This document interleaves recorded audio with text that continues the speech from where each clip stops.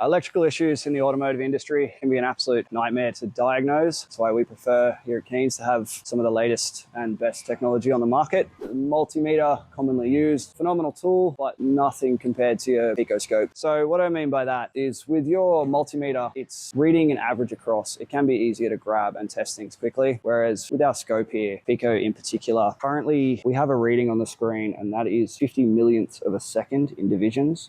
We can go all the way down to 5 billionths of a second in divisions, which just shows how fast these cars are communicating and how complex this can get. One issue we have with the multimeter when diagnosing CAN bus issues is if we look at our average voltages down here, that's what your multimeter is going to be showing, which is 3.3 volts, which could show quite healthy. What we have here on the top is from my drivetrain from a different CAN network. I've got two here to compare them side by side. The messages are supposed to look like that with the square waves, whereas the bottom, we have effectively an analog signal. So this is causing the car to freak out communication-wise and nothing starts. When you plug the scan tool in, you effectively get no communication with anything. We found earlier when we had the multimeter on this that we did have 3 volts across our chassis CAN bus. Looking at that pattern there, obviously it's incorrect. So when we come over to the distribution block here, we found on this terminal, that connector, when you disconnect that, the bus becomes a square wave pattern again, which means it's live, it's communicating, and we can now start to work with that we have a functioning CAN bus signal.